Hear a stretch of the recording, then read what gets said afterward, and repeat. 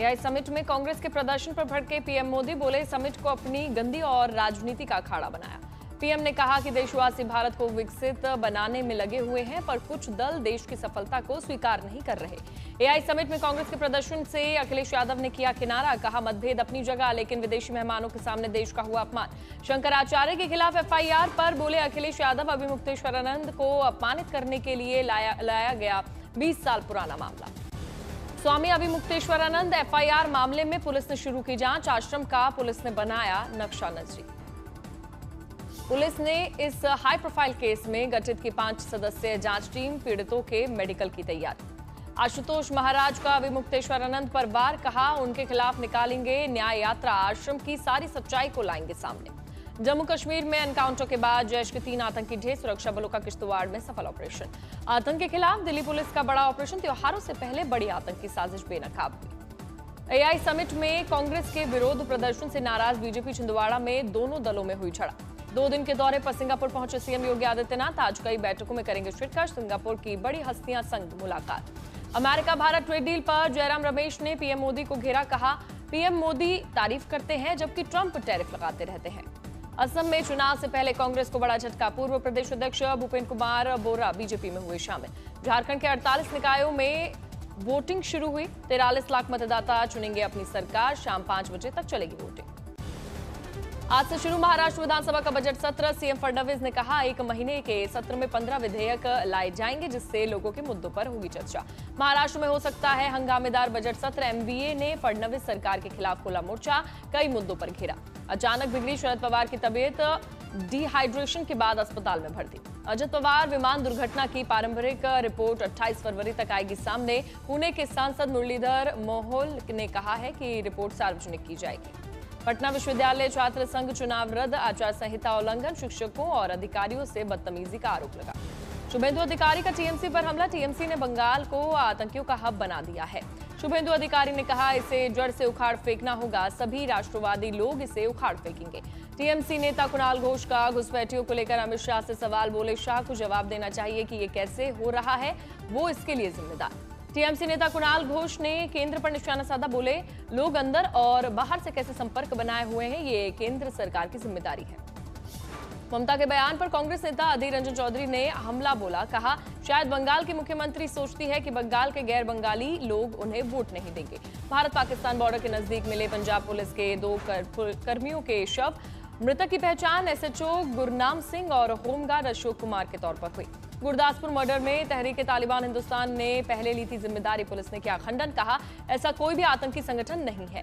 Patna city में 2 भाइयों की हत्या कर दी गई, दशकों पुराने जमीनी विवाद ने जान ली, शादी समारोह के दौरान गोलीबारी, 40 वर्षों से चला आ रहा था जमीनी विवाद। सहारनपुर में सोशल मीडिया पर आपत्तिजनक पोस्ट डालना पड़ा भारी, प्रधानमंत्री और आरएसएस की फोटो एडिट कर वायरल करने वाला आरोपी गिरफ्तार, भेजा गया जेल।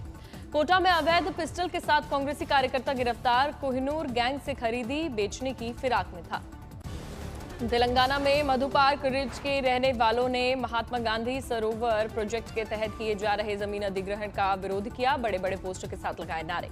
मधु पार्क रिज के निवासियों ने विरोध जताते हुए कहा डेवलपमेंट का मतलब तबाही नहीं होना चाहिए, ये हमारा घर, हमारा बुनियादी अधिकार। अयोध्या में दिल्ली प्रांत के आरएसएस कार्यकर्ताओं ने विभिन्न रचनाओं का किया वादन, लता मंगेशकर के साथ कार सेवकों को भी दी गई श्रद्धांजलि। देहरादून पहुंचे संघ प्रमुख मोहन भागवत, शताब्दी वर्ष पर विजन करेंगे साझा। नक्सलवाद पर बड़ा प्रहार, सुकमा में टॉप नक्सल कमांडर देवजी और संग्राम ने 16 नक्सलियों के साथ किया आत्मसमर्पण। गुरुग्राम में लिव इन पार्टनर ने गर्लफ्रेंड के प्राइवेट पार्ट पर सैनिटाइजर डालकर आग लगाने का प्रयास किया, 19 साल की युवती गंभीर हालत में अस्पताल में भर्ती। गुरुग्राम में युवती ने हैवानियत की आपबीती खुद से सुनाई, लंबे समय से अलग अलग तरीके से कर रहा था प्रताड़ित, आरोपी गिरफ्तार।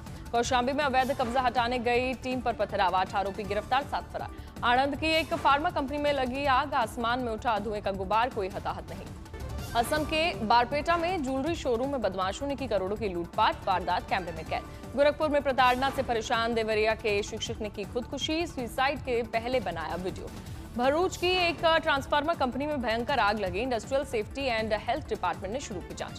कानपुर में ट्रैक्टर निकालने को लेकर हुए विवाद को देखते ही देखते हिंसक झड़प में बदल गया, ग्राम प्रधान के बेटे पर दलित परिवार पर हमला करने का आरोप। पलामू में चोरी के शक में युवक की पीट कर हत्या, एक संदिग्ध हिरासत में। गढ़वा में ग्राहक बनकर आए 2 युवकों ने ज्वेलरी दुकान से की लाखों की लूटपाट, पुलिस कर रही है मामले की जांच। सोलन में शिमला से चंडीगढ़ की ओर जा रही बस यात्री से भरी हुई बस जाकर गिरी। जानकारी के अनुसार ड्राइवर दौड़ाता रहा, गाड़ी लापरवाही का वीडियो भी वायरल हुआ। रोहतास में गुप्ताधाम महोत्सव के दौरान हंगामा मची भगदड़, 200 से अधिक कुर्सियां टूटी। सहरसा में लाखों रुपए के ड्रग्स के साथ 6 तस्कर गिरफ्तार, होली में खपाने की थी तैयारी। पहले बल्लेबाजी करते हुए इंग्लैंड ने 20 ओवर में दिया था 147 रनों का लक्ष्य। इसके जवाब में श्रीलंका की पूरी टीम 95 रन पर हो गई थे।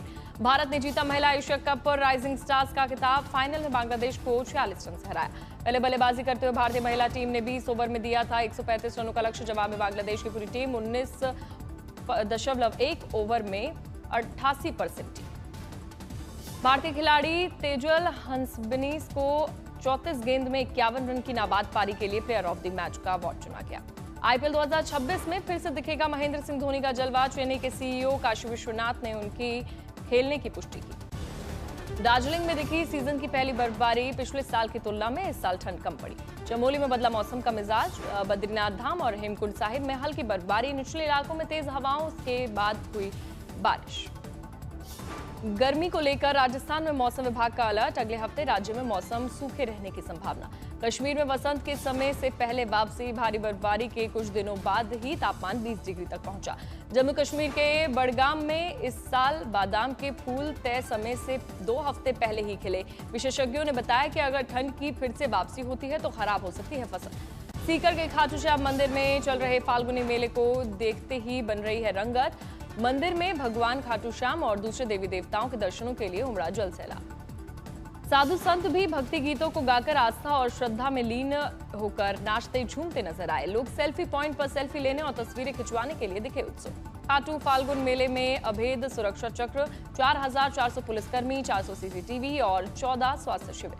अकोला में बड़े राम मंदिर में फूलों और प्राकृतिक रंगों से फाल्गुनी रंगोत्सव की शुरुआत हुई। फूलों की होली में सराबोर नजर आए लोग। नूह में हेलीकॉप्टर से दुल्हन की हुई भव्य विदाई, हेलीकॉप्टर को देखते ही उमड़े लोग। फिल्म मेकर अनुराग कश्यप ने द केरला स्टोरी 2 को बताया प्रोपेगेंडा, उनके बयान के बाद फिल्म को लेकर नई बहस छिड़ी। यादव जी की लव स्टोरी रिलीज से पहले ही घिरी विवादों में, एल्विश यादव ने कहा मनोरंजन के नाम पर किसी खास समुदाय की गरिमा के साथ खिलवाड़ बर्दाश्त नहीं। विजय की फिल्म जननायगन जून में हो सकती है रिलीज। रिपोर्ट्स के हिसाब से तारीख उनके जन्मदिन के आसपास तय हो सकती है। फिल्म जय हनुमान का भव्य मुहूर्त कार्यक्रम में ऋषभ शेट्टी और भूषण कुमार रहे मौजूद। विराट कोहली और अनुष्का शर्मा मुंबई एयरपोर्ट पर पोज देते हुए नजर आए। उनका वीडियो सोशल मीडिया